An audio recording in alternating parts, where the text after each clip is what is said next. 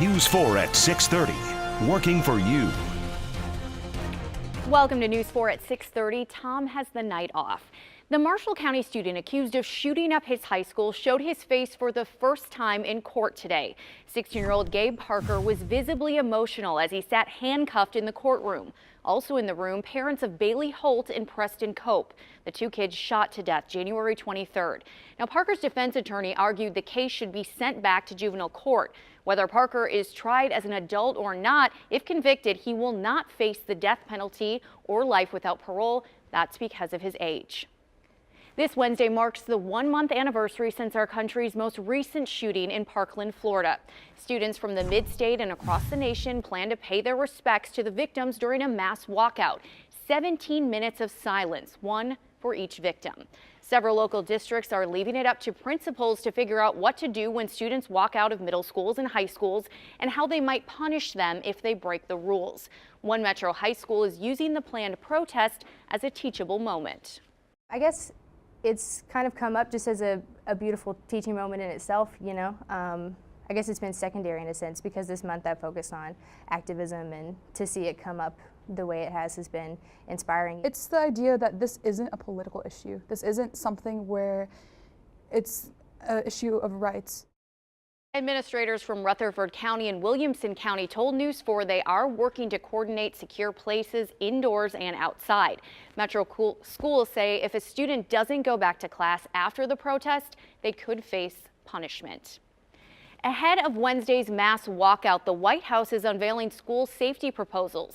This comes after weeks of students rallying against gun violence, voicing their fears, and advocating for school safety. Blaine Alexander reports from Washington. The White House today rolling out ideas on how to keep schools safe. Topping that list, the controversial plan to arm some teachers and school employees who volunteer and promising federal help to train them. Many teachers against that idea. And you use words like, oh, rigorous training and that we will be sharpshooters. I'm grading papers. I'm a 6th grade teacher. The White House plan also calls for stronger background checks and improved mental health systems. But notably missing, a call to raise the minimum age to buy semi-automatic weapons from 18 to 21, something President Trump previously supported. He hasn't backed away from these things at all. As I just said, they're still outlined in the plan, but he can't make them happen with a broad stroke of the pen. Now, that idea under review by a newly formed school safety commission headed by Education Secretary Betsy DeVos pressed about it on the Today Show. What happened? Well, the plan is really the first step in a more lengthy process. Critics accuse the president of bowing under pressure from the NRA, which is strongly against raising the age. But on Twitter, President Trump pointing to not much political support for the idea. Let's never let this happen again. Please. Now, nearly a month after the Parkland shooting, we've seen too much of it, and we're going to stop it. Critics say this plan does not go far enough to keep that promise. And on Capitol Hill, lawmakers in the House are set to vote this Wednesday on a measure that would increase school safety training. In Washington, Blaine Alexander, News 4. A clear sky across the mid-state this evening. You're taking a live look at downtown Nashville. The sun came out in full force today, but still there were those bone-chilling temperatures. Forewarned Chief Meteorologist Lisa Spencer is here to tell us how low they'll go tonight. Well, we are going to see our temperatures hit that freezing point once again, but this go around, unlike what we had this morning, we will not see anything falling from the sky. Our forewarned live Doppler radar, it's sweeping dry right now. We do have some clouds that have moved in overhead, and those will hang around through the evening as we spin around from the Fairview Inn and Suites camera. Latest temperature right now is checking in the 40s. We're at 45 degrees in Nashville, 42 over in Murfreesboro. So as we go throughout the evening, it's going to be a chilly night. We are looking at those numbers to be right around 40 degrees by the time we get to 11, and we'll be around freezing in the morning. But there's a huge warm up in this forecast, and I'll tell you more about that just ahead. Thanks, Lisa. After a high-speed chase, an Amber Alert suspect is in custody. Police say Keith Tansel took 3 children from their home in Goodlettsville on Sunday. The children were found safe about an hour later, and Tansel made a run for it. Police eventually spotted him after a caller told police a suspicious vehicle was parked outside of their home for about 40 minutes. Now, this was on Peyton Circle in Lebanon. Tansel reportedly took off and rammed that cruiser twice before officers caught him. A former Spring Hill police officer will serve the maximum sentence for unwanted sexual contact with a woman he pulled over. Christopher Odom has been sentenced to 1 year in prison. According to court documents, after pulling the woman over for a traffic violation, Odom ordered her out of the car and put his hands down her pants. He also reportedly grabbed her hand and forced her to touch him inappropriately. A 17-year-old is dead and 2 women are seriously injured after 2 packages exploded at different homes in Austin, Texas today. Now police are warning people to not open unexpected or suspicious packages. Witnesses say it was early in the morning when they heard the first explosion. It was 6:50, about 10 minutes to 7, maybe a little earlier, a couple of minutes before that, when I heard the boom. Hours later, about 5 miles away, another blast. Authorities say that explosion sent a woman in her 70s to the hospital with serious injuries. Today's explosions follow one that happened earlier this month. Police say they think all 3 explosions are related. For some women, it was their last hope at having a baby. A major malfunction left potential moms devastated. We're just trying to figure out where do we go from here. What's next for the hopeful parents and the clinics? Questions remain tonight about how egg and embryo storage tanks at 2 separate infertility centers malfunctioned. One was in Ohio, the other in California. Hundreds of hopeful parents are devastated and seeking legal recourse. Erica Edwards reports. Lawsuits are piling up against University Hospital's fertility center in Cleveland after more than 600 women and couples were informed their frozen eggs and embryos may have been damaged. What our clients lost to these IVF clinics and university hospitals, you can't replace. 2,100 eggs and embryos were compromised when a liquid nitrogen storage tank at university hospitals malfunctioned the weekend of March 3rd. The temperature that was measured at a portion of the tank was higher than our acceptable limits. This same weekend, a similar problem at a different facility, Pacific Fertility Center in San Francisco. In a statement, the clinic acknowledged there was viable tissue in the affected tank, adding, "We are truly sorry this happened, and for the anxiety that this will surely cause." We're just trying to figure out where do we go from here. Now couples who had embryos stored at the Ohio facility are suing. We were fortunate enough to have one son that we conceived through IVF. However, we had 2 remaining embryos that we have been told did not survive. University Hospitals tells me the lawsuits won't have any bearing on their independent investigation. Erica Edwards, NBC News. Well, when it comes to headlines around here, one of the things that will top it is a big flip-flop in temperatures from one extreme to the other. I'll tell you when we'll get the hot, when we'll see the cold, coming up with the 7-day forecast. Plus, the storm of the century. It happened right here in Tennessee 25 years ago this week. A look back at how it all unfolded. That's coming up next. Scary moments for Tim McGraw last night. The country singer collapsed on stage during a concert in Dublin, Ireland. Audience members captured pictures and video of the singer as he performed his hit Humble and Kind with his band. A rep for McGraw said the singer was dehydrated, but he is fine. Piece by piece, he restores my faith that a man can be kind and a father could stay. 2 Middle Tennessee singers will be on The Voice tonight. It's part 5 of the blind auditions. You just heard from one of them. Stephanie Skipper is from Nashville. You can also cheer on Franklin's Jordan Kirkdorfer. It's all coming up tonight at 7 right here on News 4.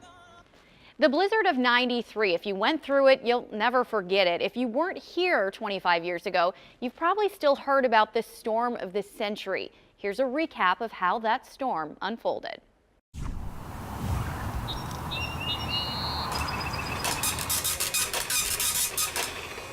It was March. The buttercups were up down in Knoxville, and we heard on the news there might be a little snow.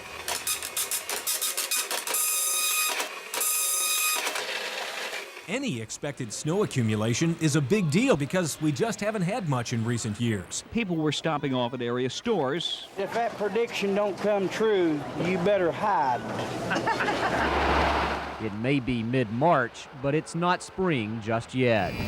These very rapid winds, people should simply exercise caution. Blinding snow that's paralyzed the entire East Tennessee region. I didn't think that would really hit. It's uncountable, the cars we have towed and the cars are waiting to be towed that we can't even get to yet. I-40 was shut down from Nashville. What's giving us a lot of trouble with the trees, where we cannot get the trucks to the lines, is our big problem right now. Heavy snow Saturday caused the roof to cave in.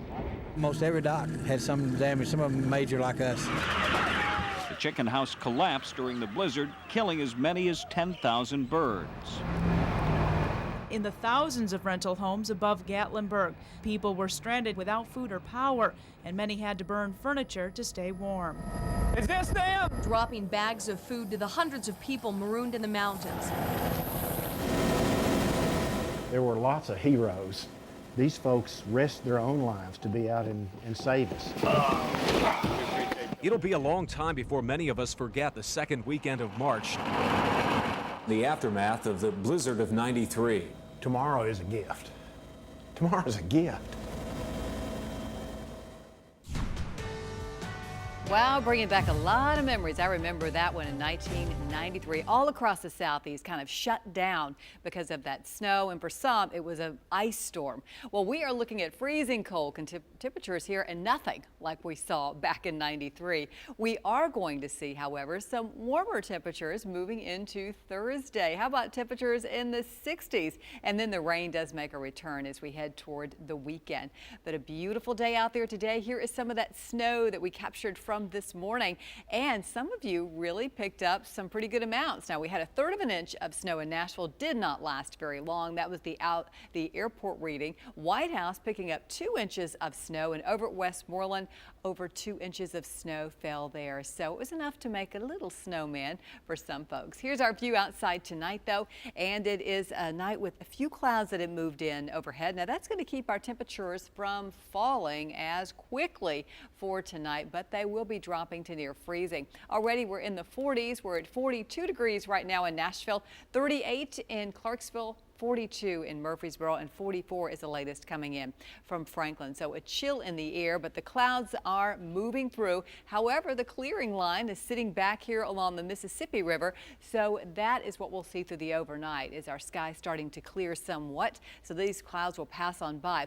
I do want you to notice this system that's swinging through here, because that will play into our forecast, at least for some of us, moving forward into Tuesday. Tuesday will bring a mix of sun and clouds, and you'll have more clouds the farther east that you are, because we are going to see that exiting system rotate around a few snowflakes. So don't be surprised if you see a little bit of that across the northeast coming up on Tuesday evening, but really not expecting much in the way of accumulation there.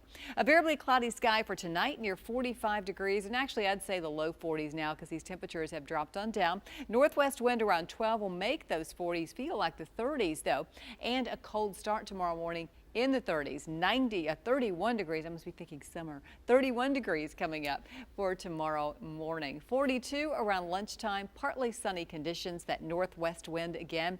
And then during the afternoon, 47, that mix of sun and clouds. But again, we'll have a little bit of a wind chill with our northwest wind around 10 to 15 miles per hour. Let's check those neighborhood forecasts for you, and we'll start with Murfreesboro, and we will see here 43 degrees around lunchtime for tomorrow. And right there in Franklin, 37 degrees at 9 o'clock, and for you in Lebanon, northwest wind with 42 around 12, and around 3 o'clock tomorrow afternoon in Clarksville, we'll go with 46 degrees for that afternoon high. Now let's find some more of those temperatures that will be extremes, because we've got 26 degrees for a morning low on Wednesday, 67 for Thursday, and then here comes that rain and some thunderstorms on Friday at 62 degrees. For Saturday, there'll be a few showers around, and on Sunday, better chance of rain and thunderstorms, 71 the high, and then soaring to 77 on Monday with a few showers in our forecast. And that's a look at the next 7 days. All right, Lisa, it's the Belmont ladies' turn to watch the NCAA brackets unveil. We will tell you where the OVC champs are heading. Plus, find out what Kermit Davis told News 4 regarding those Ole Miss rumors. That's next. Okay, with the Ole Miss head coaching job open, the social media sphere is abuzz with talks of Middle Tennessee's Kermit Davis possibly heading to Oxford. Now, I exchanged texts with Kermit about it this morning. Coach Davis responded, trying like heck to beat Vermont. So there's that. Vermont is Middle Tennessee's NIT opponent, of course. The game is tomorrow night. Davis does have the challenge of getting his guys up for this one just over 48 hours removed from an NCAA tournament snub. I don't want our team to have a total letdown and not be ready to play. I mean, I don't want Giddy Potts and Ed Simpson to go out in their 4-year career and lose 3 in a row. You know, I want our team to make a run in a tournament. I am proud of them. Our fans should be proud of them, and hopefully we got some good basketball left. That's right. A little bit about Vermont. They won the regular season title in the American East Conference, and the Catamounts actually lost to Kentucky by just 4 to open the season. Amid the excitement at Lipscomb yesterday, we talked with the Bison's sophomore guard, Michael Buckland. Now, Buckland's from North Carolina. His sister played ball for North Carolina, and now Buckland's Bisons will be playing against the Tar Heels in Charlotte, just about 80 miles from his hometown of High Point. My sister, so she played at Carolina, and she sent me a picture after the selection show, and she was like, well, I guess I should take this sweatshirt off, as she had a Carolina sweatshirt on. So it might be one of those scenarios where she's got a Carolina blue shirt underneath, but she'll definitely have purple on top. That's awesome. Here's another connection. This is a high school photo. That's Buckland on the left. The other guy is Theo Pinson. Guess where Pinson is now? Yeah, he's a senior forward for the Tar Heels. That's him, number 1 on the ground there. You love this stuff.